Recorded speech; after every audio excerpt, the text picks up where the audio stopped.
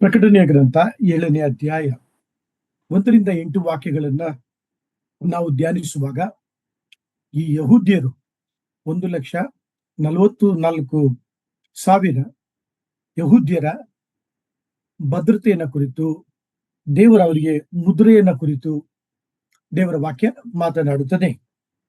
2ನೇ ಭಾಗದಲ್ಲಿ 9ರಿಂದ 17ನೇ ವಾಕ್ಯದಲ್ಲಿ ರಕ್ಷಣೆಯ ನಿಮಿತ್ತ ಅವರು ದೇವರಿಗೆ ಸ್ತುತಿಯನ್ನ ಸಲ್ಲಿಸುವುದನ್ನು ಕುರಿತು ಪ್ರಕಟಣೆಯ ಗ್ರಂಥ 7ನೇ ಅಧ್ಯಾಯ ಮಾತನಾಡುತ್ತದೆ. ಪ್ರಕಟಣೆಯ ಗ್ರಂಥ 7ನೇ ಅಧ್ಯಾಯವನ್ನ ನಾವು ಈ ರೀತಿಯಾಗಿ 2 ಭಾಗಗಳಾಗಿ ವಿಭಾಗಿಸಿಕೊಂಡು ಧ್ಯಾನಿಸುವಾಗ, ಈ ಒಂದು ಧ್ಯಾನ ನಾವು ಸುಲಭವಾಗಿ ಅರ್ಥ ಮಾಡಿಕೊಳ್ಳಲು ಸಹಾಯವಾಗುವಂತದ್ದಾಗಿದೆ.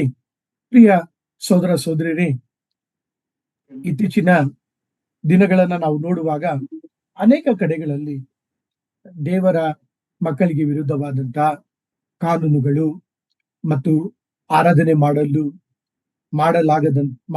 ಮಾಡಕೂಡದೆಂಬುದ ನಿರ್ಬಂಧಗಳು ಮತ್ತು ಅವರ ಮೇಲೆ ಅವರನ್ನ ಪೊಲೀಸ್ ಠಾಣೆಗೆ ಕೊಂಡೊಯ್ಯುವಂಥದ್ದು, ಸೆರೆಮನೆಗಳಿಗೆ ತೆಗೆದುಕೊಂಡು ಹೋಗತಕ್ಕಂಥದ್ದು, ಈ ರೀತಿಯಾಗಿ ಅನೇಕ ಸಂಗತಿಗಳನ್ನ ನಾವುಗಳು ಕೇಳುತ್ತಿದ್ದೇವೆ, ನೋಡುತ್ತಿದ್ದೇವೆ. ಈ ಒಂದು ಹಿನ್ನೆಲೆಯಲ್ಲಿ ಈ ಪ್ರಕಟಣೆ ಗ್ರಂಥ 7ನೇ ಅಧ್ಯಾಯವನ್ನ ನೀವು ಧ್ಯಾನಿಸಬೇಕಾಗಿಯೂ ಅವಲೋಕಿಸಬೇಕಾಗಿಯೂ ಕೇಳಿಕೊಳ್ಳುತ್ತೇನೆ. ಯಾಕೆಂದರೆ ಭೂಮಿ ಆಕಾಶಗಳು ಗತಿಸಿ ಹೋಗುವವು, ಆದರೆ ನನ್ನ ಮಾತುಗಳು ಗತಿಸಿ ಹೋಗುವುದಿಲ್ಲ ಎಂಬುದಾಗಿ ಯೇಸು ಸ್ವಾಮಿ ಹೇಳಿದ್ದಾರೆ. ಆ ಗತಿಸಿ ಹೋಗದ ಮಾತುಗಳನ್ನ ನಾವುಗಳು ಧ್ಯಾನಿಸುತ್ತಿದ್ದೇವೆ. ಪ್ರಿಯರೇ, ಈ ಒಂದು ಧ್ಯಾನದಲ್ಲಿ ನಾನು ನಿಮ್ಮನ್ನ ಪ್ರೋತ್ಸಾಹಪಡಿಸುತ್ತೇನೆ. ನಮ್ಮ ಸುತ್ತಲೂ ಜರುಗುವಂತ ಸಂಗತಿಗಳನ್ನ ಕುರಿತು ಕಳವಳ ಪಡಬೇಡ್ರಿ, ಅಧೈರ್ಯ ಪಡಬೇಡ್ರಿ. ನಿಮ್ಮ ನಂಬಿಕೆ ತಣ್ಣಗಾಗಿ ಹೋಗದಿರಲಿ ಎಂಬುದಾಗಿ ನಿಮ್ಮನ್ನು ನಾನು ಯೇಸು ಕ್ರಿಸ್ತನಲ್ಲಿ ಪ್ರೋತ್ಸಾಹಪಡಿಸಲು ಬಯಸುತ್ತೇನೆ. ಉದಯ ಕಾಲ ಆದಿಕಾಂಡ ಓದ್ತಾ ಇದ್ದೆ. ಆ ರೀತಿಯಾಗಿ ಆದಿಕಾಂಡ ಓದುವಾಗ ಲೋಟನ ಜೀವಿತ ಮತ್ತು ಲೋಟನ ಕುಟುಂಬವನ್ನ ಕುರಿತು ನಾನು ವಾಕ್ಯವನ್ನ ಓದುವಾಗ ಅರ್ಥ ಮಾಡಿಕೊಂಡಿದ್ದೇನೆಂದರೆ, ದೇವರು ಯಾವ ರೀತಿಯಾಗಿ ಅವನನ್ನ ಮುದ್ರಿಸಿದನು ಅಥವಾ ಯಾವ ರೀತಿಯಾಗಿ ಅವನು ಕಾಪಾಡಲ್ಪಟ್ಟನು ಎಂಬ ಸಂಗತಿಯನ್ನ ಗ್ರಹಿಸಿಕೊಂಡೆ. ಪ್ರಿಯರೇ, ಪ್ರಕಟಣೆಯ ಗ್ರಂಥ 7ನೇ ಅಧ್ಯಾಯದಲ್ಲಿ ಈ 1,44,000 ಮಂದಿ ಇಸ್ರೇಲಿನಲ್ಲಿ ಮಾತ್ರವಲ್ಲ, ವಿಶ್ವದಾದ್ಯಂತ ಅವರು ಸುವಾರ್ಥ ಸೇವೆಯನ್ನ ಮಾಡುವಂತವರಾಗಿದ್ದಾರೆ. ಆ ರೀತಿಯಾಗಿ ಸುವಾರ್ತೆಯನ್ನ ಸಾರುವಾಗ ಅವರನ್ನು ಯಾರು ಕೂಡ ತಾಕುವುದಿಲ್ಲ, ಅವರಿಗೆ ಯಾರು ಕೂಡ ಯಾವುದೇ ಹಾನಿಯನ್ನ ಮಾಡುವುದಿಲ್ಲ, ಯಾರು ಕೂಡ ಪೊಲೀಸ್ ಸ್ಟೇಷನ್ಗೆ ಅವರನ್ನ ಕರೆದುಕೊಂಡು ಹೋಗುವುದಿಲ್ಲ, ಯಾರು ಕೂಡ ಅವರನ್ನ ಸೆರೆಮನೆಯಲ್ಲಿ ಹಾಕುವುದಿಲ್ಲ. ಯಾಕೆಂದ್ರೆ ಆ 1,44,000 ಯಹೂದ್ಯರ ಪ್ರತಿ ಗೋತ್ರದಿಂದ ಆರಿಸಲ್ಪಟ್ಟಂತ ದೇವರ ಮಕ್ಕಳನ್ನ ಆ ರೀತಿಯಾಗಿ ಕಾಪಾಡುತ್ತಾರೆ. ಸೊ ನಾನು ನಿಮ್ಮ ಗಮನಕ್ಕೆ ತರುವಂತ ಒಂದು ಆತ್ಮೀಯ ಪಾಠ ಏನೆಂದರೆ, ದೇವರು ನನ್ನನ್ನು, ನಿಮ್ಮನ್ನು, ಪ್ರತಿ ದೇವರ ಮಕ್ಕಳನ್ನು ಕೂಡ ಆತನು ಕಾಪಾಡುವ ಆತನಾಗಿದ್ದಾನೆ. ಎಲ್ಲಿವರೆಗೂ ದೇವರು ನಮ್ಮ ಸುತ್ತ ಬೇಲಿ ಹಾಕಿರುತ್ತಾನೋ, ಯಾವ ಅಂಧಕಾರ ಶಕ್ತಿಗಳು ನನ್ನನ್ನು, ನಿಮ್ಮನ್ನು, ದೇವರ ಮಕ್ಕಳನ್ನು ಮುಟ್ಟಲು ಸಾಧ್ಯವಿಲ್ಲ. ಆದಿಕಾಂಡ 19ನೇ ಅಧ್ಯಾಯವನ್ನ ನಾನು ಓದುವಾಗ ನನ್ನ ಮನಸ್ಸಿಗೆ ಮುಟ್ಟಿದಂತ ಒಂದು ವಾಕ್ಯ ಏನೆಂದರೆ, ಇಲ್ಲಿ ದೂತರು ಲೋಟನಿಗೆ ಯಾರಿದ್ದಾರೆ? ಈ ಊರಲ್ಲಿ ಯಾರಿದ್ದಾರೆ? ಅಳಿಯಂದಿರಬಹುದು, ಇನ್ನು ಯಾರೇ ಇರಬಹುದು. ಅವರಿಗೆ ಈ ವಿಷಯ ಹೇಳು. ಈ ಸೊದೋಮ್ ಗೊಮೋರವನ್ನ ನಾವು ನಾಶ ಮಾಡಲು ಬಂದಿದ್ದೇವೆ. ಆದ ಕಾರಣ ನೀನು ಹೇಳು, ಅವರನ್ನ ಕರ್ಕೋ, ನಾವು ಇಲ್ಲಿಂದ ನಿಮ್ಮನ್ನ ಹೊರಗಡೆ ಕರೆದುಕೊಂಡು ಹೋಗ್ತೇವೆ ಎಂಬುದಾಗಿ ತಿಳಿಸಿದಾಗ ದೇವರ ವಾಕ್ಯ ಹೇಳುತ್ತದೆ. 19 ಆದಿಕಾಂಡ 14ನೇ ವಾಕ್ಯ ದಯಮಾಡಿ ಯಾರಾದ್ರೂ ಓದಿ. ಜೆನಿಸಿಸ್ 19:14. ಆಗ ಲೋಟನು ಹೊರಕ್ಕೆ ಹೋಗಿ ತನ್ನ ಹೆಣ್ಣು ಮಕ್ಕಳನ್ನು ಗೊತ್ತು ಮಾಡಿಕೊಂಡಿದ್ದ ಅಳಿಯಂದರಿಗೆ ಈ ಸಂಗತಿಯನ್ನು ತಿಳಿಸಿ, ನೀವೆದ್ದು ಈ ಸ್ಥಳವನ್ನು ಬಿಟ್ಟು ಹೋಗಿರಿ, ಯೆಹೋವನು ಈ ಊರನ್ನು ನಾಶ ಮಾಡುತ್ತಾನೆ ಎಂದು ಹೇಳಿದನು. ಆದರೆ ಅವನು 16ನೇ ವಾಕ್ಯನು ಕೂಡ ಓದಿ. ಓಕೆ ಎಂದು ಹೇಳಿದನು. ಆದರೆ ಅವನು ಅವರಿಗೆ ಗೇಲಿ ಮಾಡುವವನಾಗಿ ಕಾಣಿಸಿದನು. ಅವನು ತಡ ಮಾಡಲು ಯೆಹೋವನು ಅವನನ್ನು ಕನಿಕರಿಸಿದ್ದರಿಂದ ಆ ಮನುಷ್ಯರು ಅವನನ್ನು ಅವನ ಹೆಂಡತಿ ಮಕ್ಕಳನ್ನು ಕೈ ಹಿಡಿದು ಹೊರಗೆ ತಂದು ಊರಾಚೆಗೆ ಬಿಟ್ಟರು ಎಂಬುದೇ. ಈ ವಾಕ್ಯವನ್ನ ಗುರುತಿಸ್ರಿ. ದೇವದೂತರು ಲೋಟನನ್ನು, ಲೋಟನ ಹೆಂಡತಿಯನ್ನು, ಲೋಟನ ಹೆಣ್ಣು ಮಕ್ಕಳನ್ನು ಕೈ ಹಿಡಿದು ಕರೆತಂದು ಊರ ಹೊರಗೆ ಬಿಟ್ಟರು. ನಮಗೊಬ್ಬ ದೇವರಿದ್ದಾನೆ. ಆತನು ನಮ್ಮನ್ನು ಕಾಪಾಡುವಂತ ದೇವರಾಗಿದ್ದಾನೆ. ಕ್ರೈಸ್ತ ಮಂಡಲದಲ್ಲಿ ನಿನ್ನೆ ದಿನ ಜಾನ್ ಮೆಕಾರ್ಥರ್ ಎಂಬತಕ್ಕಂಥ ದೇವ ಮನುಷ್ಯ ಕರ್ತನ ಬಳಿ ಹೊರಟು ಹೋದನು. ಆತನು ಬೋಧಕನಾಗಿದ್ದನು. ಸತ್ಯವೇದವನ್ನ, ಕಾಮೆಂಟ್ರೀಸ್ ಅನ್ನ ಬರೆಯುವಂತ ಶ್ರೇಷ್ಠ ಮನುಷ್ಯನಾಗಿದ್ದನು. ಸಭೆಗೆ, ವಿಶ್ವದಾದ್ಯಂತ ಇರುವಂತಹ ದೇವರ ಮಕ್ಕಳಿಗೆ ಆತನು ಆಶೀರ್ವಾದವಾಗಿದ್ದನು. ಆತನು ಈ ಒಂದು ಪ್ರಕಟಣೆ ಗ್ರಂಥ 7ನೇ ಅಧ್ಯಾಯವನ್ನ ಕುರಿತು ವಿವರಿಸುವಾಗ ದೇವರು ಯಾವ ರೀತಿಯಾಗಿ ತನ್ನ ಮಕ್ಕಳಿಗೆ ಮುದ್ರೆ ಹಾಕಿದನು, ಕಾಪಾಡಿದನು ಎಂಬ ಸಂಗತಿಯನ್ನು ಕುರಿತು ಆತನು ತಿಳಿಸುತ್ತಾ ಹೇಳುವಾಗ, ಆದಿಕಾಂಡದಲ್ಲಿ ಪ್ರಳಯ ಬಂದಾಗ ನೋವ, ಆತನ ಕುಟುಂಬ ನಾವೆಯನ್ನ ಕೊಡುವುದರ ಮೂಲಕ, ನಾವೆಯೊಳಗೆ ಅವರನ್ನ ಸೇರಿಸುವುದರ ಮೂಲಕ ದೇವರು ಅವರನ್ನ ಆ ಜಲಪ್ರಳಯದಿಂದ ಕಾಪಾಡಿದನೆಂಬುದಾಗಿ ಜಾನ್ ಮೆಕಾರ್ಥರ್ ತನ್ನ ವಿವರಣೆಯಲ್ಲಿ ತಿಳಿಸುವಂತವರಾಗಿದ್ದಾರೆ. ಹೌದು ಪ್ರಿಯ ಸೋದರ ಸೋದರಿಯರೇ, ದೇವರ ವಾಕ್ಯವನ್ನ ನೀವು ಗಮನಿಸುವುದಾದರೆ, ನಾನು ಆಗಲೇ ನಿಮಗೆ ತಿಳಿಸಿದ್ದೇನೆ, ಸೊದೋಮ್ ಗೊಮೋರ ಬೆಂಕಿ ಗಂಧಕಗಳಿಂದ ನಾಶವಾಯಿತು. ದೇವರು ಅದ್ಭುತ ರೀತಿಯಲ್ಲಿ ಲೋಟನನ್ನು, ಆತನ ಕುಟುಂಬವನ್ನು ಕಾಪಾಡಿದನು. ಅದೇ ರೀತಿಯಾಗಿ ನಾವು ವಿಮೋಚನಾ ಕಾಂಡವನ್ನ ಧ್ಯಾನಿಸುವಾಗ, ವಿಮೋಚನಾ ಕಾಂಡದಲ್ಲಿ ದೇವರ ಮಕ್ಕಳು ಇಸ್ರೇಲರು ಐಗುಪ್ತವನ್ನ ಬಿಟ್ಟು ಹೊರಡುವುದಕ್ಕೆ ಮುಂಚಿತವಾಗಿ ದೇವರವರನ್ನು ಯಾವ ರೀತಿ ಕಾಪಾಡಿದನು, ಅವರ ಬಾಗಿಲುಗಳ ನಿಲುವು ಪಟ್ಟಿಯ ಮೇಲೆ ಕುರಿಯ, ವಧಿಸಲ್ಪಟ್ಟ ಕುರಿಯ ರಕ್ತವನ್ನ ಅವರು ಚಿಮುಕಿಸಿದರು. ಯಾರ ಮನೆಯಲ್ಲಿ ರಕ್ತ ಇಲ್ಲವೋ ಆ ಮನೆಯಲ್ಲಿ ಇರ್ತಕ್ಕಂಥ ಚೊಚ್ಚಲನ್ನ ದೇವರು ಸಂಹರಿಸಿದನು. ಆದರೆ ಇಸ್ರೇಲ್ ಮಕ್ಕಳನ್ನ ಆತನು ಸಂಹರಿಸಲಿಲ್ಲ. ವಾಕ್ಯವನ್ನ ಆಲಿಸುತ್ತಿರುವ ಪ್ರಿಯ ಸೋದರ ಸೋದರಿಯರೇ, ಈ ಒಂದು ಧ್ಯಾನದ ಮೂಲಕ ನಿಮ್ಮ ಗಮನಕ್ಕೆ, ನನ್ನ ಗಮನಕ್ಕೆ ತರುವಂತ ಒಂದು ಆತ್ಮೀಯ ಪಾಠವೇನೆಂದರೆ, ನಮಗೊಬ್ಬ ದೇವರಿದ್ದಾನೆ. ಆತನು ನಮ್ಮ ಜೀವಿತದಲ್ಲಿ ತನ್ನ ಉದ್ದೇಶವನ್ನ, ತನ್ನ ಸಂಕಲ್ಪವನ್ನ ನೆರವೇರಿಸಿಕೊಳ್ಳುವ ವರೆಗೂ ಕೂಡ ನಮಗೆ ಯಾವ ಪ್ರಾಣ ಅಪಾಯವಾಗುವುದಿಲ್ಲ. ನಮ್ಮನ್ನು ಯಾರು ಕೂಡ ತಾಕಲು ಸಾಧ್ಯವಿಲ್ಲ. ಹೌದು ಪ್ರಿಯ ಸಹೋದರ ಸಹೋದರಿ, ಈ ವಾಕ್ಯಗಳ ಮೂಲಕ ನಮ್ಮನ್ನ ಸಂತೈಸಿಕೊಳ್ಳೋಣ, ನಮ್ಮನ್ನ ಆಧರಿಸಿಕೊಳ್ಳೋಣ. ಯಾಕೆಂದ್ರೆ ದೇವರ ವಾಕ್ಯ ಖಂಡಿತವಾಗಿಯೂ ಪಟ್ಟ ಹಾಗೆ ಜರುಗುವಂತದಾಗಿದೆ. ಅರಸುಗಳ ಗ್ರಂಥದಿಂದ ನನ್ನ ಆತ್ಮೀಯ ಪಾಠವನ್ನು ನಿಮ್ಮ ಗಮನಕ್ಕೆ ತರಲು ಬಯಸುತ್ತೇನೆ. 1 ಅರಸುಗಳು 19ನೇ ಅಧ್ಯಾಯ 18ನೇ ವಾಕ್ಯ ಮತ್ತು ರೋಮ 11ನೇ ಅಧ್ಯಾಯ 4-5 ವಾಕ್ಯಗಳು.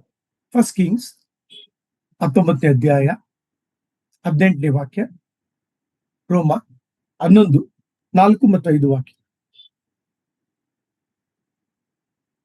ಆದರೆ ಬಾಳನ ವಿಗ್ರಹಕ್ಕೆ ಅಡ್ಡ ಬೀಳದೆಯೂ ಅದನ್ನು ಮುದ್ದಿಡದೆಯೂ ಇರುವ 7,000 ಮಂದಿ ಇಸ್ರಾಯೇಲರನ್ನು ಉಳಿಸುವ.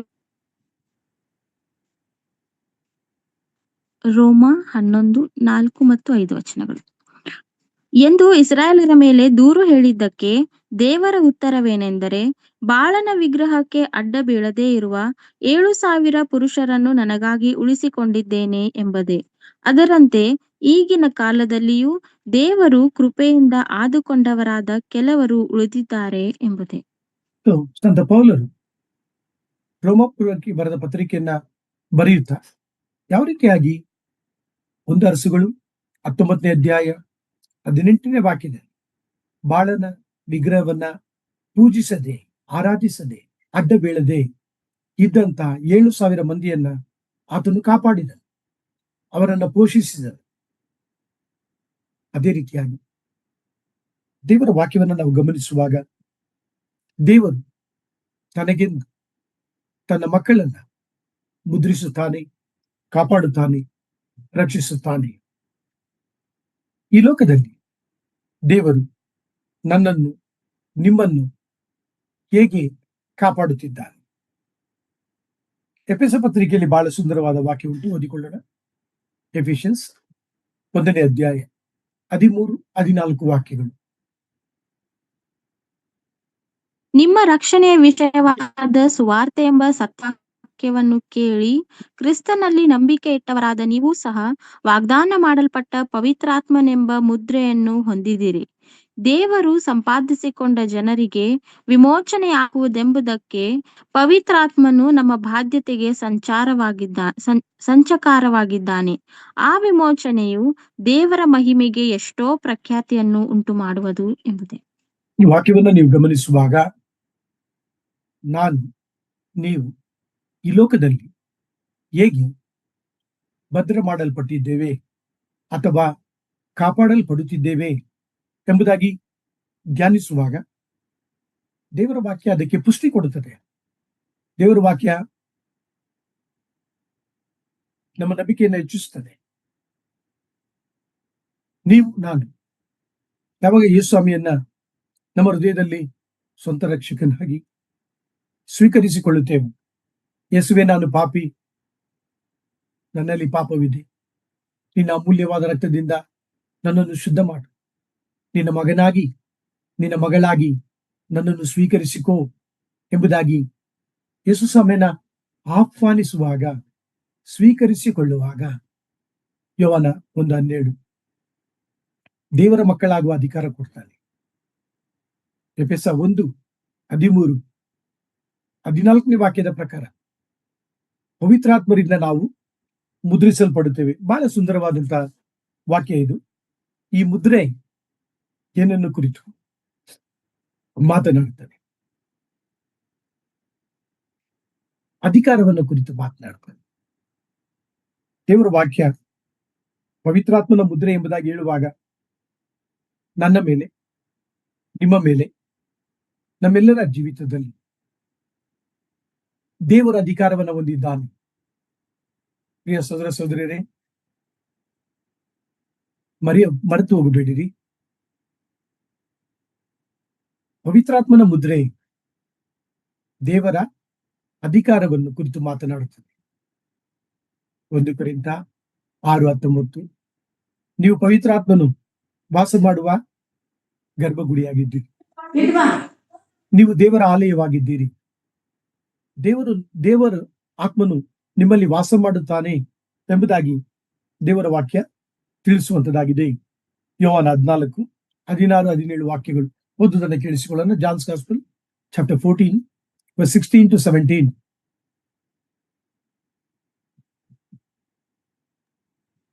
ಆಗ ನಾನು ತಂದೆಯನ್ನು ಕೇಳಿಕೊಳ್ಳುವೆನು, ಆತನು ನಿಮಗೆ ಬೇರೊಬ್ಬನನ್ನು ಸದಾಕಾಲ ನಿಮ್ಮ ಸಂಗಡ ಇರುವುದಕ್ಕೆ ಕೊಡುವನು.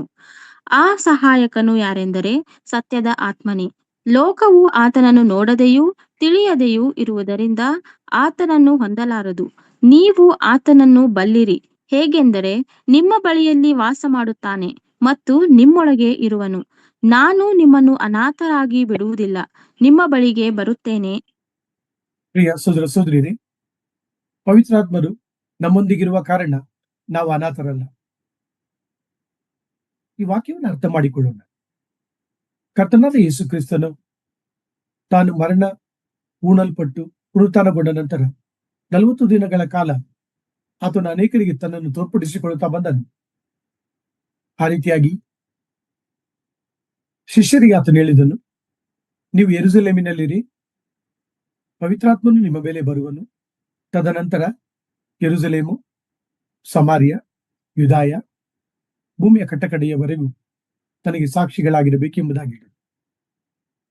ನೀವು ನಾನು ನಮ್ಮ ಜೀವಿತದಲ್ಲಿ ಲೋಟನನ್ನ ದೇವರು ಕೈ ಹಿಡಿದು ಕರೆದುಕೊಂಡು ಬಂದಾಗಿ, ನೋಹನನ್ನ ಪ್ರಳಯದಿಂದ ತಪ್ಪಿಸಿದಾಗಿ, ಕಾಪಾಡಿದಾಗಿ, ಇಸ್ರೇಲ್ ಮಕ್ಕಳನ್ನ ಐಗುಪ್ತದ ಪ್ರಯಾಣದಲ್ಲಿ ತನ್ನ ರಕ್ತವನ್ನು ಅವರ ಮೇಲೆ ನಿಲುವು ಪೆಟ್ಟಿಗಳ ಮೇಲೆ ಚಿಮುಕಿಸುವುದರ ಮೂಲಕ ಕಾಪಾಡಿದಾಗಿ, 1 ಅರಸುಗಳು 19:18 ವಾಕ್ಯದಲ್ಲಿ ಯಾವ ರೀತಿಯಾಗಿ ಅಂದಿನ ಭಕ್ತರನ್ನ ದೇವರು ಕಾಪಾಡಿದ ಹಾಗೆ ಈ ದಿನಗಳಲ್ಲೂ ಕೂಡ ದೇವರ ಮಕ್ಕಳಾದಂತ ನನ್ನನ್ನು, ನಿಮ್ಮನ್ನು, ದೇವರ ಸೇವಕರುಗಳನ್ನು, ಭಾರತದಲ್ಲಿ ವಿಶ್ವದಾದ್ಯಂತ ಇರುವ ಎಲ್ಲ ದೇವರ ಮಕ್ಕಳನ್ನು ಆತನು ಕಾಪಾಡುವಂತ ದೇವರಾಗಿದ್ದಾನೆ.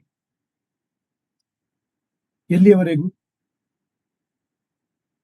2 ಥೆಸಲೋನಿಕ 2ನೇ ಅಧ್ಯಾಯ 7-8 ವಾಕ್ಯಗಳನ್ನು ಓದಿಕೊಳ್ಳೋಣ. 2 Thessalonians chapter 2 verse 7-8. ಅಧರ್ಮವು ಈಗಲೂ ಗುಪ್ತವಾಗಿ ತನ್ನ ಕಾರ್ಯವನ್ನು ಸಾಧಿಸುತ್ತದೆ, ಆದರೆ ಇದುವರೆಗೆ ಅಡ್ಡಿ ಮಾಡುವವನು ತೆಗೆದು ಬಿಡಲ್ಪಡುವ ತನಕ ಅದು ಗುಪ್ತವಾಗಿಯೇ ಇರುವುದು. ಅವನು ತೆಗೆದು ಬಿಡಲ್ಪಟ್ಟ ಕೂಡಲೇ ಆ ಅಧರ್ಮ ಸ್ವರೂಪನು ಕಾಣಬರುವನು. ಅವನನ್ನು ಯೇಸು ಕರ್ತನು ತನ್ನ ಬಾಯಿ ಉಸಿರಿನಿಂದ ಕೊಲ್ಲುವನು, ತನ್ನ ಪ್ರತ್ಯಕ್ಷತೆಯ ಪ್ರಕಾಶದಿಂದ ಸಂಹರಿಸುವನು ಎಂಬುದೇ. ದೇವರ ವಾಕ್ಯವನ್ನ ನಾವು ಗಮನಿಸುವಾಗ ದೇವರ ವಾಕ್ಯ ಬಹಳ ಸ್ಪಷ್ಟವಾಗಿ ತಿಳಿಸುವಂತ ಸಂಗತಿ ಏನೆಂದರೆ ಸಭೆ ಎತ್ತಲ್ಪಡ್ತದೆ. ಆದ ಕಾರಣ ಈ ಪ್ರಕಟಣೆಯ ಗ್ರಂಥ 20-24 ಆಗಸ್ಟ್ ತಿಂಗಳಿಂದ ಧ್ಯಾನಿಸ್ತಾ ಇದ್ದೇವೆ. ಸಭೆ ಎತ್ತಲ್ಪಡ್ತದೆ. ಕರ್ತನಾದ ಯೇಸು ಕ್ರಿಸ್ತನ ಮಧ್ಯಾಕಾಶಕ್ಕೆ ಆತನು ಬರುತ್ತಾನೆ. ಸಭೆ ಎತ್ತಲ್ಪಡುವಾಗ ಪರಿಶುದ್ಧಾತ್ಮರು ಕೂಡ ಸಭೆಯೊಂದಿಗೆ ಅವರು ಎತ್ತಲ್ಪಡ್ತಾರೆ. ಆಗ ಕ್ರಿಸ್ತ ವಿರೋಧಿ ಆಂಟಿ ಕ್ರೈಸ್ಟ್ ಹೊರಬರುತ್ತಾನೆ. ದೇವರ ವಾಕ್ಯ ಬಹಳ ಸ್ಪಷ್ಟವಾಗಿದೆ. ಪ್ರಿಯರೇ, ಮತ್ತೊಂದು ಆತ್ಮೀಯ ಪಾಠವನ್ನು ನಿಮ್ಮ ಗಮನಕ್ಕೆ ತರಲು ಬಯಸುತ್ತೇನೆ. ಪ್ರಕಟಣೆಯ ಗ್ರಂಥ 7ನೇ ಅಧ್ಯಾಯವನ್ನ ನಾವು ಓದುವಾಗ ವಾಕ್ಯವನ್ನ ನಾವು ನೋಡುತ್ತೇವೆ. ದೂತರನ್ನ ಕುರಿತು ನಾವು ನೋಡ್ತೇವೆ ಮತ್ತು ಅವರು 4 ದಿಕ್ಕುಗಳಲ್ಲಿ ಗಾಳಿ ಬೀಸದಂತೆ ತಡೆಯುವುದನ್ನ ಕುರಿತು ಈ ವಾಕ್ಯ ಭಾಗ ಮಾತನಾಡುತ್ತದೆ. ದೇವರು ನನಗೆ ಕಲಿಸಿದಂತ ಈ ಆತ್ಮೀಯ ಪಾಠವನ್ನು ನಿಮ್ಮ ಗಮನಕ್ಕೆ ತರಲು ಬಯಸುತ್ತೇನೆ. ಇದು ಏನನ್ನು ಕುರಿತು ಮಾತನಾಡುತ್ತದೆ? ದೇವರಿಗೆ ಸಮಸ್ತ ಸೃಷ್ಟಿಯ ಮೇಲೆ ಇರುವಂತ ಅಧಿಕಾರವನ್ನ ಕುರಿತು ಮಾತನಾಡುತ್ತದೆ. ಸರ್ವಭೌಮತ್ವವನ್ನ ಕುರಿತು ಮಾತನಾಡುತ್ತದೆ. ಪ್ರಿಯ ಸೋದರ ಸೋದರಿಯರೇ, ಕಳೆದ ದಿನಗಳಲ್ಲಿ ಅಮೆರಿಕದ ಟೆಕ್ಸಾಸ್ ಅನೇಕ ದೇವರ ಮಕ್ಕಳು ಮರಣವನ್ನು ಹೊಂದಿದರು. ಬೆಳಗ್ಗೆ 4-5 ಗಂಟೆ ಸಮಯದಲ್ಲಿ ನೀರಿನ ಮಟ್ಟ ಅಧಿಕವಾಯಿತು. ಅದರ ಪರಿಣಾಮ ಅನೇಕರು ಮರಣವನ್ನು ಹೊಂದಿದರು. ವಿಶೇಷವಾಗಿ ದೇವರ ಮಕ್ಕಳು,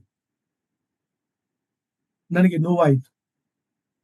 ಆದರೆ ಪ್ರಕಟಣೆ ಗ್ರಂಥ 7ನೇ ಅಧ್ಯಾಯವನ್ನ ನಾನು ಧ್ಯಾನಿಸುವಾಗ ದೇವರಿಗೆ ಗೊತ್ತಿಲ್ಲದೆ,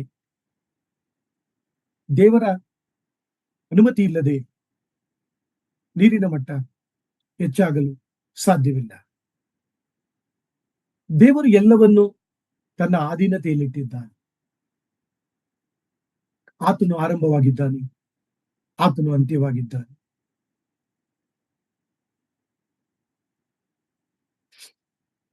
ಆತನ ಅಪ್ಪಣೆ ಇಲ್ಲದೆ ಯಾವುದು ಕೂಡ ಸಂಭವಿಸುವುದಿಲ್ಲ. ಆದ ಕಾರಣ ಯಾರೆಲ್ಲ ಪ್ರಿಯರನ್ನ ಕಳ್ಕೊಂಡಿದ್ದಾರೆ ಅವರ ಆದರಣೆಗಾಗಿ ಪ್ರಾರ್ಥಿಸಲಿ. ದೇವರು ಒಳ್ಳೆಯವನು, ಆತನು ಎಂದು ಕೂಡ ಪಾಪ ಮಾಡುವುದಿಲ್ಲ. ದೇವರು ಪರಿಶುದ್ಧನು, ದೇವರು ನೀತಿವಂತನು. ಆದ ಕಾರಣ ಪ್ರಿಯ ಸೋದರ ಸೋದರಿಯರೇ, ಪ್ರಕಟಣೆ ಗ್ರಂಥ 7ನೇ ಅಧ್ಯಾಯ, ದೇವರು ದೂತರನ್ನ ಅನೇಕ ವಿಧವಾಗಿ ಆತನು ಉಪಯೋಗಿಸುತ್ತಾನೆಂಬುದಾಗಿ ದೇವರ ವಾಕ್ಯ ತಿಳಿಸುವಂತದ್ದಾಗಿದೆ. ಮತ್ತು ದೂತರುಗಳಲ್ಲಿ ಅನೇಕ ವರ್ಗಗಳನ್ನ ಕುರಿತು ದೇವರ ವಾಕ್ಯದಲ್ಲಿ ನಾವು ಓದುವಂತವರಾಗಿದೆ. ಒಂದು ವಾಕ್ಯವನ್ನ ನಿಮ್ಮ ಗಮನಕ್ಕೆ ತರಲು ಬಯಸ್ತೇನೆ. ಯೋಬ 1ನೇ ಅಧ್ಯಾಯ 16, Job chapter 1 verse 16 and 18 and 19 ಓದುವುದನ್ನು ಕೇಳಿಸಿಕೊಳ್ಳೋಣ.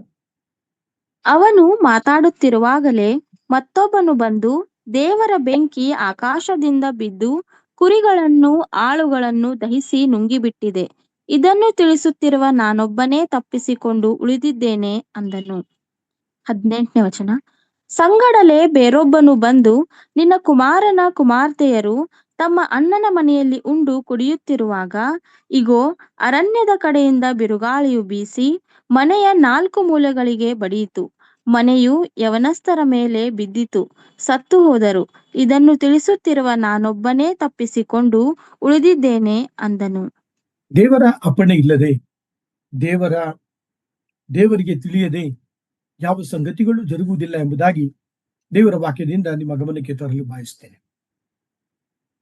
ಪ್ರಿಯ ಸೋದರ ಸೋದರಿಯರೇ, ನನ್ನ ಧ್ಯಾನವನ್ನ ಮುಂದಕ್ಕೆ ತೆಗೆದುಕೊಂಡು ಹೋಗುತ್ತಾ ದೇವರ ಮಕ್ಕಳಾದಂತ ನಾವೆಲ್ಲರೂ ಕೂಡ ಹೊಂದುವಂತ ಪ್ರೋತ್ಸಾಹ, ಹೊಂದುವಂತ ಆದರಣೆ ಏನೆಂಬುದಾಗಿ ನೋಡುವಾಗ, ದೇವರು ಸಮಸ್ತವನ್ನ ನ್ಯಾಯ ತೀರಿಸುತ್ತಾನೆ.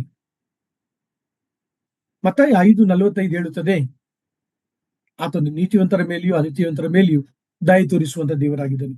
ಓದುವುದನ್ನು ಕೇಳಿಸಿಕೊಳ್ಳೋಣ. Matthew's Gospel chapter 5 verse 45. Let us hear the reading. ಹೀಗೆ ಮಾಡಿದರೆ ನೀವು ಪರಲೋಕದಲ್ಲಿರುವ ನಿಮ್ಮ ತಂದೆಗೆ ಮಕ್ಕಳಾಗುವಿರಿ. ಆತನು ಕೆಟ್ಟವರ ಮೇಲೆಯೂ ಒಳ್ಳೆಯವರ ಮೇಲೆಯೂ ತನ್ನ ಸೂರ್ಯನು ಮೂಡುವಂತೆ ಮಾಡುತ್ತಾನೆ. ನೀತಿವಂತರ ಮೇಲೆಯೂ ಅನೀತಿವಂತರ ಮೇಲೆಯೂ ಮಳೆ ಸುರಿಸುತ್ತಾನೆ ಎಂಬುದೇ. ಪ್ರಿಯ ಸಹೋದರ ಸಹೋದರಿಯರೇ, ಈ ವಾಕ್ಯಗಳನ್ನ ನಾವು ಧ್ಯಾನಿಸುವಾಗ ನಮ್ಮ ದೇವರು ಎಂತ ದೇವರು, ಆತನು ಎಷ್ಟು ಒಳ್ಳೆಯವನು, ಆತನು ಎಷ್ಟು ಪ್ರೀತಿಯುಳ್ಳವನು, ಆತನು ಎಷ್ಟು ಕರುಣಾಮಯನು, ಎಷ್ಟು ದೀರ್ಘಶಾಂತನೆಂಬುದಾಗಿ ನಾವುಗಳು ತಿಳಿದುಕೊಳ್ಳಬಹುದು. ಸೊ ಪ್ರಕಟಣೆ ಗ್ರಂಥ 7ನೇ ಅಧ್ಯಾಯ 2-3 ವಾಕ್ಯಗಳಲ್ಲಿ ನಾವು ನೋಡ್ತೇವೆ, ದೇವರ ಮುದ್ರೆಯನ್ನ ಕುರಿತು ದೇವರ ವಾಕ್ಯ ಮಾತನಾಡುವಂತದ್ದಾಗಿದೆ. ದೇವರು ತನ್ನ ಮಕ್ಕಳಾದಂತ ನನ್ನನ್ನು ನಿಮ್ಮನ್ನು ಆತನು ಕಾಪಾಡುವಂತ ದೇವರಾಗಿದ್ದಾನೆ. ನೀವು ಈ ವಾಕ್ಯವನ್ನ ಗಮನಿಸುವಾಗ 2-3 ವಾಕ್ಯಗಳಲ್ಲಿ 2 ಮತ್ತು 3ನೇ ವಾಕ್ಯಗಳಲ್ಲಿ ಪೂರ್ವದ ಕಡೆಯಿಂದ ಎಂಬುದಾಗಿ ವಾಕ್ಯದಲ್ಲಿ ಬರೆಯಲ್ಪಡುವಂತದ್ದಾಗಿದೆ. ಈ ಪೂರ್ವ ಎಂಬತಕ್ಕಂಥದ್ದು ಸತ್ಯವೇದದಲ್ಲಿ ಅತಿ ಪ್ರಾಮುಖ್ಯವಾದಂತಹ ಒಂದು ವಾಕ್ಯ ಭಾಗವಾಗಿದೆ. ಕರ್ತನಾದ ಯೇಸು ಕ್ರಿಸ್ತನು ಪೂರ್ವದ ಬಾಗಿಲಿನ ಮೂಲಕ ಯೆರೂಸಲೇಮಿನ ಆಲಯವನ್ನ ಪ್ರವೇಶ ಮಾಡುತ್ತಾನೆಂಬುದಾಗಿ ಸತ್ಯವೇದದ ಪಂಡಿತರು ತಿಳಿಸುತ್ತಾರೆ. ಈಗ ಯೆರೂಸಲೇಮಿನ ಆಲಯದ ಪೂರ್ವದ ಬಾಗಿಲು ಮುಚ್ಚಲ್ಪಟ್ಟಿದೆ ಎಂಬ ಸಂಗತಿಯನ್ನು ಕೂಡ ನಿಮ್ಮ ನೆನಪಿಗೆ ತರಲು ಬಯಸುತ್ತೇನೆ. ಎಸೆಕಿಯೇಲ 43 2-4 ವಾಕ್ಯಗಳು ಓದುವುದನ್ನು ಕೇಳಿಸಿಕೊಳ್ಳೋಣ. ಎಸೆಕಿಯೇಲ್ chapter 43 verse 2-4. ಇಗೋ, ಇಸ್ರಾಯೇಲಿನ ದೇವರ ತೇಜಸ್ಸು ಮೂಡನ ಮಾರ್ಗವಾಗಿ ಬಂತು. ಆತನ ಧ್ವನಿಯು ಜಲಪ್ರವಾಹದ ಘೋಷದಂತಿತ್ತು. ಆತನ ತೇಜಸ್ಸಿನಿಂದ ಭೂಮಿಯು ಬೆಳಗಿತು. ಮೊದಲು ನನಗೆ ಕಂಡುಬಂದ ತೇಜಸ್ಸಿನಂತೆ ಅದು ಕಾಣಿಸಿತು. ಪಟ್ಟಣವನ್ನು ಹಾಳು ಮಾಡಲು ನಾನು ಬಂದಾಗ ಎಂಥದನ್ನು ಕಂಡೆನೋ ಅಂಥದ್ದನ್ನು ಕಂಡೆನು. ಕೆಬಾರ್ ನದಿಯ ಹತ್ತಿರ ನನಗಾದ ಅದ್ಭುತ ದರ್ಶನದಂತಹ ದರ್ಶನವು ಈಗಲೂ ನನಗಾಯಿತು. ಅದನ್ನು ನೋಡಿ ಅಡ್ಡಬಿದ್ದೆನು. ಆಗ ಯೆಹೋವನ ತೇಜಸ್ಸು ಮೂಡನ ಬಾಗಿಲ ಮಾರ್ಗವಾಗಿ ದೇವಸ್ಥಾನವನ್ನು ಪ್ರವೇಶಿಸಿತು ಎಂಬುದೇ. Note that word. ಆ ವಾಕ್ಯವನ್ನ ಗಮನಿಸಿ. ಮೂಡನ ಬಾಗಿಲು, that is the East gate, ಬಹಳ ಪ್ರಾಮುಖ್ಯವಾದಂಥದ್ದು. ಸೊ ಪ್ರಕಟಣೆಯ ಗ್ರಂಥ 7ನೇ ಅಧ್ಯಾಯದಲ್ಲೂ ಕೂಡ ಆ ಮೂಡನ ಬಾಗಿಲು, ಈಸ್ಟ್ ಗೇಟ್ ಅನ್ನ ಕುರಿತು ದೇವರ ವಾಕ್ಯ ತಿಳಿಸುವಂತದ್ದಾಗಿದೆ. ದೇವರು ಎಷ್ಟು ಒಳ್ಳೆಯವನು ಎಂಬುದಾಗಿ ಮತ್ತಾಯ 5:45 ನಿಮ್ಮೊಂದಿಗೆ ಧ್ಯಾನಿಸಿದೆ. ಮತ್ತೊಂದು ವಾಕ್ಯವನ್ನ ನಿಮ್ಮ ಗಮನಕ್ಕೆ ತರಲು ಬಯಸುತ್ತೇನೆ. ಆದಿಕಾಂಡ 4ನೇ ಅಧ್ಯಾಯ, Genesis chapter 4. Let us here the reading. ನಿನ್ನೆ ದಿನ ನನ್ನ ಸತ್ಯವೇದದ ಓದುವಂತ ಸಮಯದಲ್ಲಿ ಇದನ್ನು ಕೂಡ ಓದ್ತಾ ಇದ್ದೆ. ದಯಮಾಡಿ ಓದುವುದನ್ನು ಕೇಳಿಸಿಕೊಳ್ಳೋಣ. ವರ್ಸ್ 15. ಅದಕ್ಕೆ ಯೆಹೋವನು, ಕಾಯಿನನ ಪ್ರಾಣವನ್ನು ತೆಗೆದವನಿಗೆ 7ರಷ್ಟು ಪ್ರತಿದಂಡನೆಯಾಗುವುದು ಎಂದು ಹೇಳಿ ಅವನನ್ನು ಕಂಡವರು ಕೊಲ್ಲಕೂಡದಂತೆ ಅವನ ಮೇಲೆ ಒಂದು ಗುರುತಿಟ್ಟನು. ದೇವರಲ್ಲಿ ಕಾಯಿನನ ಮೇಲೆ ಗುರುತಿಟ್ಟನೆಂಬುದಾಗಿ ದೇವರ ವಾಕ್ಯ ತಿಳಿಸುವಂತದ್ದಾಗಿದೆ. ಪ್ರಕಟಣೆಯ ಗ್ರಂಥ 7ನೇ ಅಧ್ಯಾಯದಲ್ಲಿ 1,44,000 ಮಂದಿಯನ್ನ ದೇವರು ಗುರುತಿಸುವುದನ್ನ ಕುರಿತು ದೇವರ ವಾಕ್ಯ ಮಾತನಾಡುತ್ತದೆ. ನಾವೊಂದು ಪ್ರಶ್ನೆಯನ್ನು ಹಾಕಿಕೊಳ್ಳೋಣ. ದೇವರು ಈ 1,44,000 ಮಂದಿಯ ಮೇಲೆ ಏನನ್ನ ಯಾವ ಗುರುತನ್ನ ಹಾಕಿದನು? ದಯಮಾಡಿ ನಮ್ಮ ಸತ್ಯವೇದಗಳನ್ನ ಪ್ರಕಟಣೆಯ ಗ್ರಂಥ 14ನೇ ಅಧ್ಯಾಯ 1 ವಾಕ್ಯವನ್ನ ಓದಿಕೊಳ್ಳೋಣ.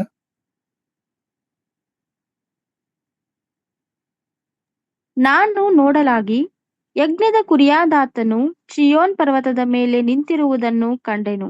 ಆತನ ಜೊತೆಯಲ್ಲಿ 1,44,000 ಮಂದಿ ಇದ್ದರು.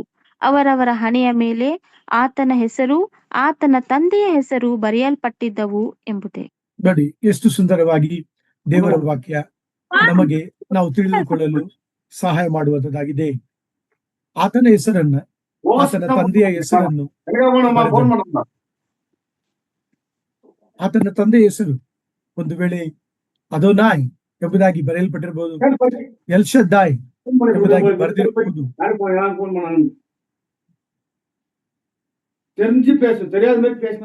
Brother Joseph, please mute ಮಾಡಿ.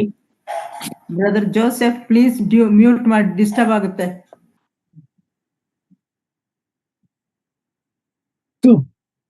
ಪ್ರಿಯ ಸಹೋದರ ಸಹೋದರಿಯರೇ, ವಾಕ್ಯವನ್ನ ನೀವು ಗಮನಿಸುವುದಾದರೆ, ದೇವರು ಕಾಯಿನನು ತನ್ನ ಸಹೋದರನನ್ನ ಕೊಂದರೂ ಕೂಡ ಅವನ ಮೇಲೆ ಕರುಣೆಯನ್ನ ತೋರಿಸುವುದನ್ನ ಕುರಿತು ವಾಕ್ಯ ಭಾಗದಲ್ಲಿ ನಾವು ನೋಡ್ತೇವೆ.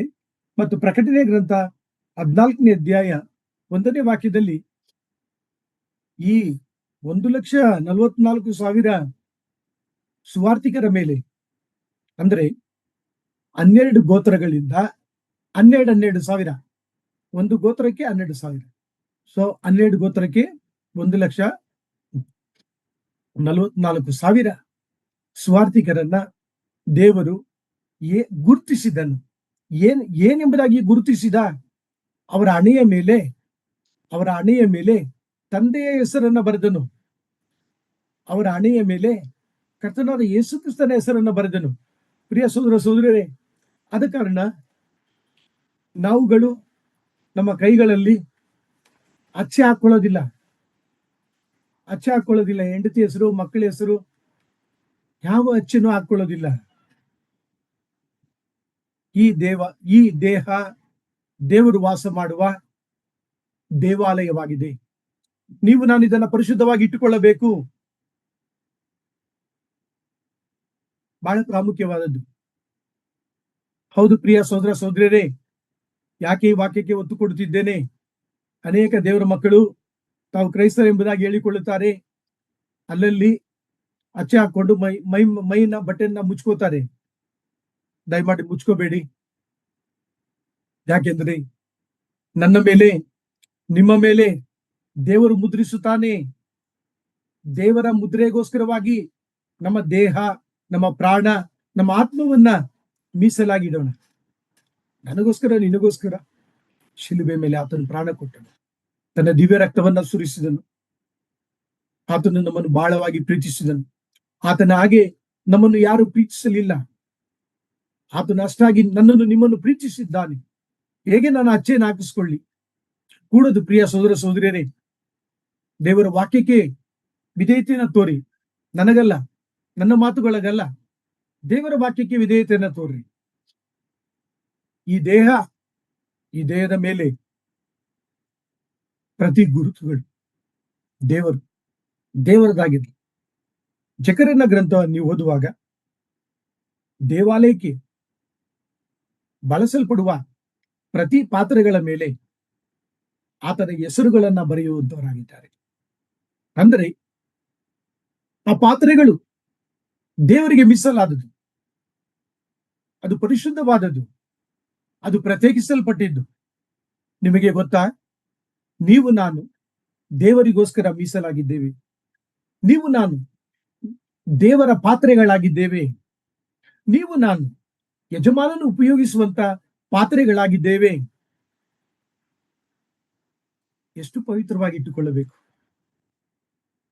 ನಮ್ಮ ಮನಸ್ಸು, ನಮ್ಮ ಹೃದಯ, ನಮ್ಮ ಆಲೋಚನೆಗಳು, ನಮ್ಮ ನಡೆ, ನಮ್ಮ ನುಡಿ, ನಮ್ಮ ಜೀವಿತ, ನಮ್ಮ ಹಾವ ಭಾವ ಕರ್ತನಿಗೋಸ್ಕರ ಮಾತ್ರ, ಕರ್ತನ ಮಹಿಮೆಗೋಸ್ಕರ ಮಾತ್ರ ನೀವು ನಾನು ಜೀವಿಸಬೇಕು. ಪ್ರಕಟಣೆ ಗ್ರಂಥ 14ನೇ ಅಧ್ಯಾಯವನ್ನ ನಾವು ನೋಡುವಾಗ, ವಾಕ್ಯವನ್ನ ಓದುತ್ತಾ ಹೋಗುವಾಗ, ಅಲ್ಲಿ ದೇವರ ಆತ್ಮನು ತಿಳಿಸುತ್ತಾನೆ, ಇವರು ಸ್ತ್ರೀಯ ನಿಮಿತ್ತವಾಗಿ ಮಲಿನರಾಗದವರೆಂಬುದಾಗಿ ದೇವರ ವಾಕ್ಯ ತಿಳಿಸುವಂತದ್ದಾಗಿದೆ. ಅದರ ಅರ್ಥವೇನು? ಅದರ ಅರ್ಥ ಏನಂದ್ರೆ, ಸಂಕಟ ಕಾಲದಲ್ಲಿ ಅವರು ಮದುವೆ ಮಾಡಿಕೊಂಡು ಮಕ್ಕಳನ್ನ ಹುಟ್ಟಿಸುವಂತ ಒಂದು ಪರಿಸ್ಥಿತಿ ಅವರಿಗೆ ತಲೆದೋರುವುದಿಲ್ಲ. ಯಾಕೆಂದ್ರೆ ಆ ಮಹಾಸಂಕಟ ಕಾಲದಲ್ಲಿ ಅವರು ಬಹಳ ಸೇವೆಯನ್ನ ಮಾಡುತ್ತಿರ್ತಾರೆ. ವಾಕ್ಯಕ್ಕೆ ಒತ್ತು ಕೊಡುತ್ತೇನೆ.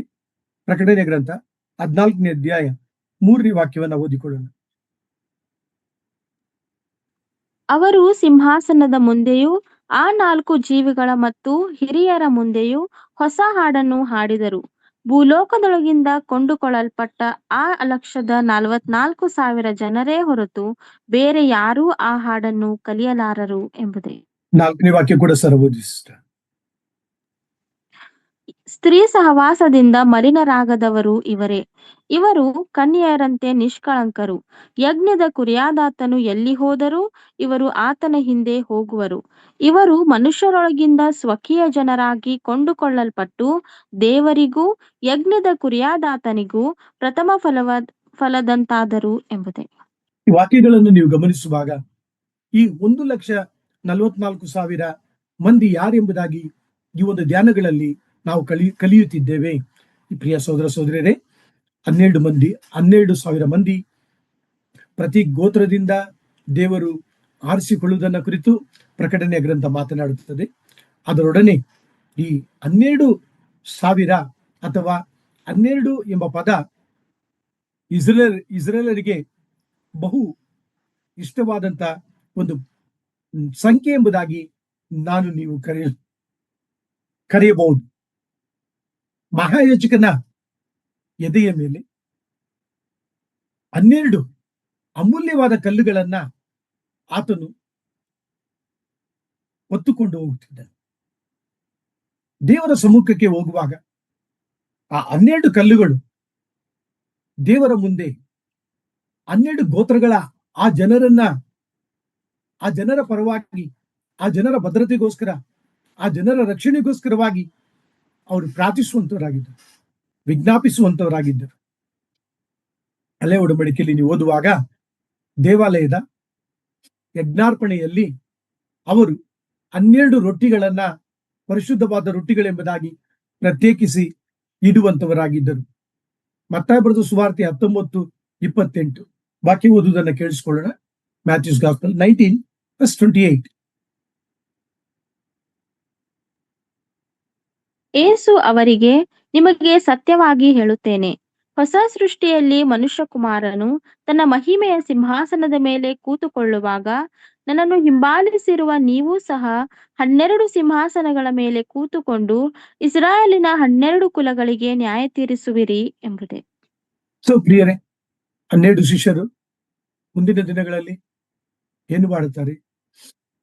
12 ಸಿಂಹಾಸನದಲ್ಲಿ ಅವರು ಕುಳಿತುಕೊಳ್ಳುವಂತವರಾಗಿದ್ದಾರೆ.